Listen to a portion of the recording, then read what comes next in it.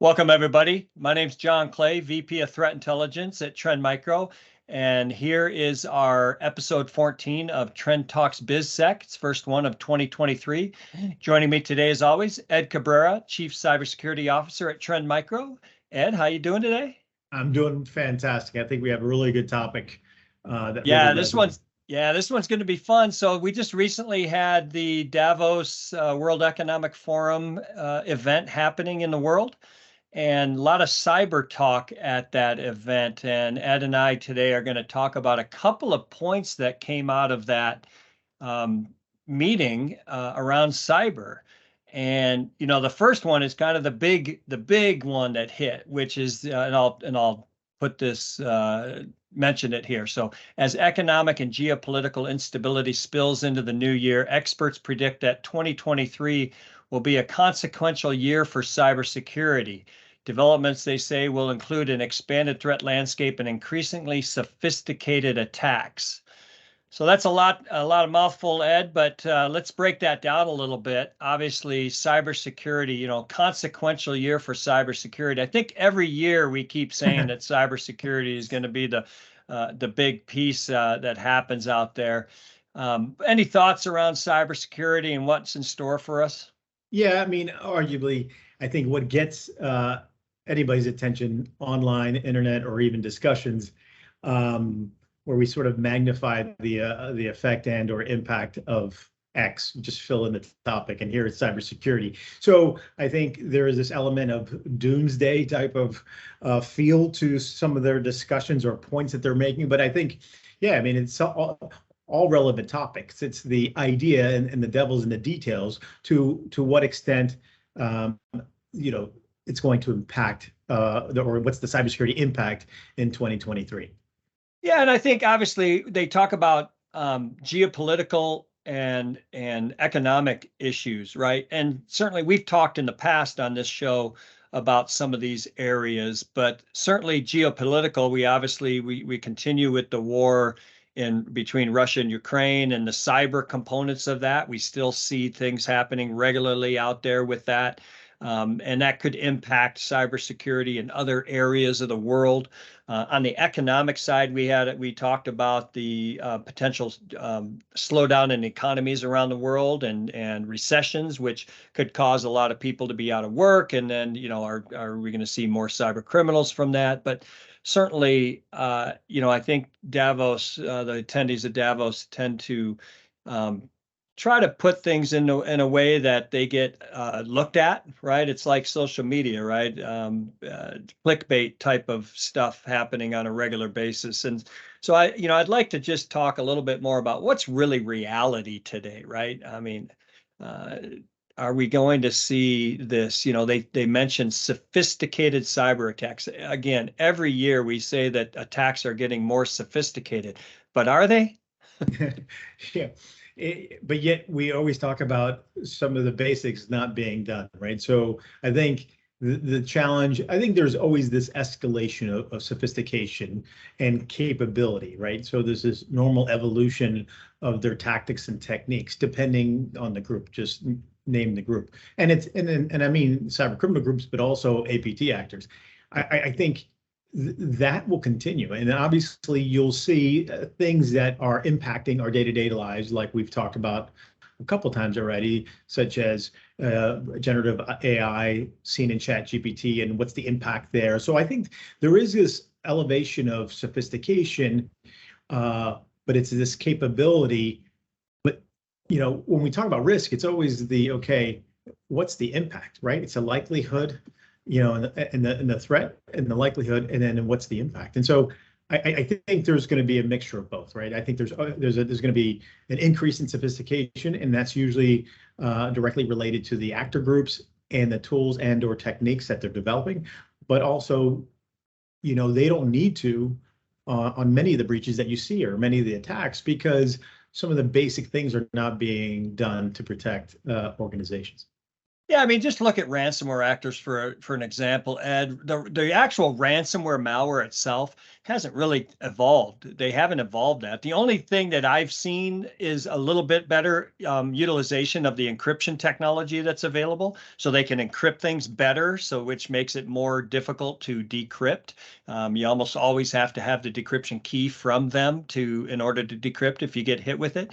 But like you said, I think it's more around the tactics. They're going to, we went from purely ransomware being the initial access, once the initial access, and then they dropped ransomware immediately, to evolving to multiple extortion, double extortion, where now they're stealing your data first, and then they throw some ransomware out there. And if you get hit with that ransomware and you decide you're not going to pay because you've got backup and so forth, then they come back and say, hey, I stole your critical data, pay me that, or I'm going to drop it on the dark web. So I think it's more on the tactics that we're going to see in terms of sophistication, right?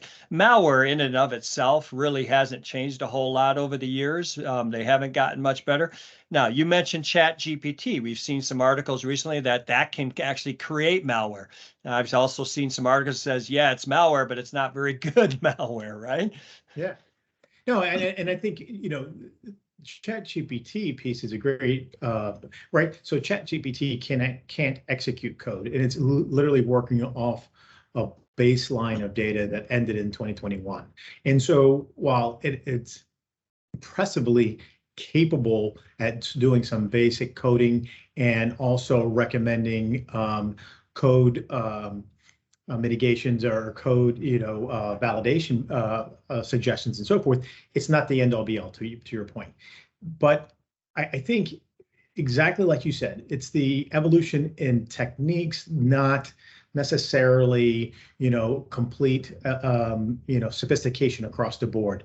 And so we talk about them as far as the threat actors identifying, like we've been seeing, them finding ways to evade detection, right? Yeah. And so we've always talked about the whole notion of them abusing tools, right? Hide in plain sight, live off the land. So these techniques are not changing. The fundamental techniques are not changing, but the way they, hide in plain sight, how they evade detection, those are the unique sort of levels of sophistication I think we'll continue to see for sure. Yeah, and for example, now they're looking at living off the cloud, right? So that's the evolution, that's the sophistication, is just switch from the on-prem tools to tools that are using in the cloud. But here's another headline I wanted to highlight, Ed. 91% of all respondents believe that a far-reaching catastrophic cyber event is at least somewhat likely in the next 2 years. So I posed a question internally to some folks that said, what is the definition of a catastrophic cyber event? I mean, again, it seems like it's more clickbait than anything, but certainly there could be some truth there. And I think as we talk here, let's lay out some of these examples of what we could see. Yeah, I think if you look at the catastrophic event, and obviously. I sort of chuckle at that because it is such an extreme doomsday type of prediction. I think there's always that possibility, and people have been making this prediction for quite some time. It's almost like the end of days. People have been sort of predicting it. So I think, it makes you wonder, like what we're going to talk about now, what are certain things that could happen? Well, yeah, there's some natural events that can create that, right? A solar flare where it creates, a complete impact or disruption to all networks. You have EMP attacks. Again, that could be connected to a nuclear attack. So there could be the man-made. So there's the natural and the man-made that could be catastrophic. I just think when you say catastrophic, albeit our systems are becoming much more interdependent, right? Systems of all kinds, right? Critical infrastructure, the small businesses, all of this is becoming more and more sort of hyper-connected and interdependent. Like let's really fast forward a little bit and say that everybody's on 5G, from small businesses to smart factories to critical infrastructure as a whole. Yeah, if you think that that single point of failure is the communication side of 5G, then if you have an event that triggers that, then you have the cascading effects. So I just think it's really not really accurate to say that there's this catastrophic event without giving some qualifiers or some more information so you can really unpack that. But yeah, these are some of the things that can happen. There's full-blown war that cyber is now connected to all war. But at the same time, we look at the Ukraine and the level and the impact as of today has not been as large as everybody expected. Right? Everybody expected as soon as Russia invaded that there would be some catastrophic, maybe not global, but catastrophic events around cyber during this war, and we just haven't seen it to that level yet.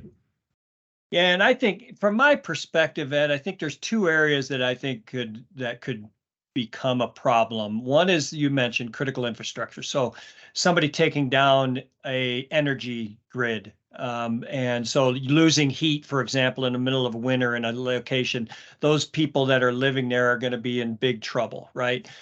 The other one that could be interesting is on the financial side. So if they take down SWIFT, for example, they take down the way how we deal with money and finances. If that whole system comes down, then we're probably going to have some big challenges as a world, even because that money flows all over the world in the it's all zero and ones these days. So that's the other one that I think could become a challenge.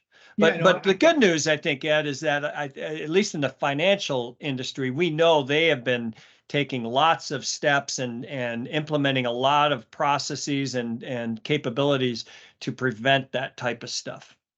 No, and you're absolutely right. So that's exactly what I was going to say a second ago, is that there's some level of redundancy, obviously, in most of these systems, that at least we know about it, and we hope they're robust enough to handle something, some event. But I would say, when you look at these events, they could have catastrophic impacts, but they could be short-lived, right? So that's the other thing. You can have a catastrophic event, but the point is, like we preach to companies and organizations, is resilience. So we might have an event, but how quickly can we, spring back from any type of global catastrophic cyber event? So yeah, you could break down in many different ways, but yes, I mean, there could be things that do happen that have an impact. But maybe I'm just an optimist, and I think we are a little bit more resilient than that. One thing I noticed is that I think there were more CEOs participating and at the event this year than ever before. And one of the things they came out of that, they said business executives acknowledge that the organization's cybersecurity risk is influenced by the quality of security across their supply chain of commercial partners and clients. Supply chain, I think that's one area in 2023 that really needs to be looked at and addressed, because obviously SolarWinds, Kaseya, those attacks all were part of supply chain attack. The MSPs that are being targeted now, who introduce malware through their software update process into all of their customers. That certainly is an area, and it's good to see that they're concerned about it, and it was brought up as a topic. Yeah, I mean, supply chain is so important, right? Because we talk about, who are your suppliers to your organization, be it government or private industry. And you have to create and manage cyber risk, or all risk, but including cyber risk for your organization, as is currently. But now, as we become more interdependent, hyper-connected, that we have to be able to then manage, or at least manage the risk associated with our suppliers' cyber risk. So we're sort of inheriting the risk that, within that relationship that you have. So question is also, you are potentially a supplier to someone else. We just did an event, and we were talking about Pirelli, fantastic tires. And, when I said, we they have their own supply chain, that they have to manage the risk for, but then they are the supplier to other organizations. Obviously, F1 being one of the ones I'd be concerned about if there was a delay or disruption. But that's the interesting thing with supply chain.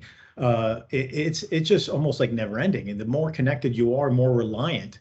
Then you have just-in-time manufacturing, where I mean, all of this, obviously, we've seen this really play out with the pandemic. So if anything, hopefully we've learned globally, as nations and as transnational companies and organizations, that we have to do a better job of managing that risk, because the disruption can really have that strong ripple effect.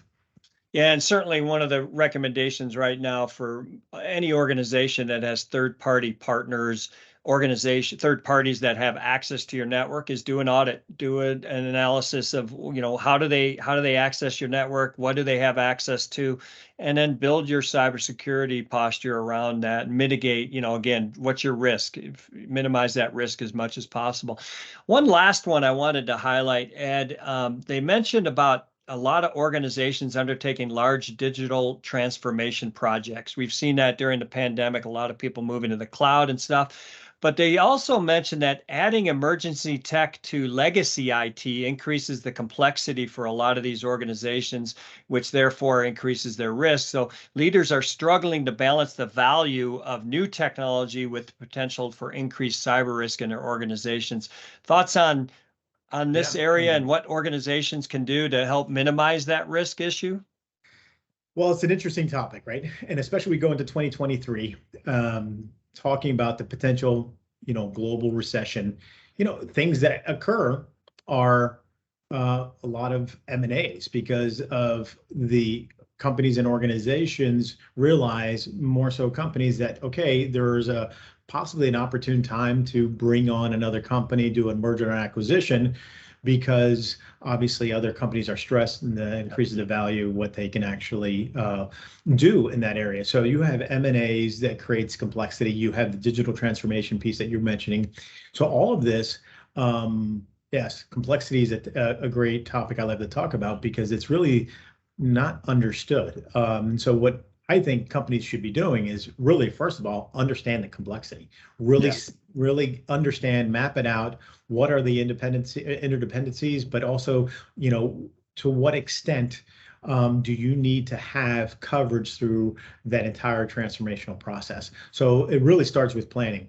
If you fail to plan, you plan to fail, right? So it really starts with there. They have to really start with a good process, and then hopefully it will follow through in a transformation that is successful. Yeah, and I also think that, one of the biggest challenges we saw over the last few years is misconfigurations due to not understanding the new technology. So as you bring on new technology, really try to dive deep into how does this work, but also what are the security ramifications. You actually have to make a decision as an organization. Should I actually bring on this new tech? Because if it poses a bigger risk for you as an organization, maybe you need to not do that in moving forward. So it's all about risk today, Ed. So as we end, let's just talk a little bit about some best practices that organizations can think about as through our talk here. I think attack surface, we talk a little bit more about attack surface and what people are these new technologies coming on, new people coming on or leaving. What do we got to do in that area? I think when you talk about attack surface, that includes people. We usually talk about technology, but the people in your organization are your most valuable asset. So having a complete knowledge and of everything of what your people are doing, how they're doing it, and what privileges they need to do it, right? And so that we get into this whole zero trust focus. But from an attack surface, we have to be very mindful on the technology side. There is the internal attack surface, and then there's the external attack surface, right? Which then really bleeds into a conversation we talked about before, is what is that supply chain risk that you're having? What are the partners that you're having in the data lifecycle? So I think, from an attack surface perspective, again, same thing when we were talking about before, the best thing is to take, First thing is an assessment, a real good assessment, right? Not just do it internally and not just doing sort of scanning the blocks that you have from an IP block and range, right? But go take this look from an outside looking in as well as an inside looking out. Yeah, I spot on, Ed. First, discover your attack surface, discover all those open IPs on the externally, look at your IPs internally, look at your accounts, all of that, and then assess the risk of them, right? Are some of these outdated? Do they need patches? Are some of the accounts that you're utilizing have too much access, too much privilege to get to places? And then third, then add mitigation. Now you can start mitigating it. So, and that's a continuous process. So, hey, Ed, thanks for joining me again. Great discussion. Love to have that. We're going to be back in a couple of weeks for another topic that we'll be discussing. So thank you for joining us on Trend Talks BizSec, episode 14, and we'll talk soon. Take care. Bye-bye. Bye.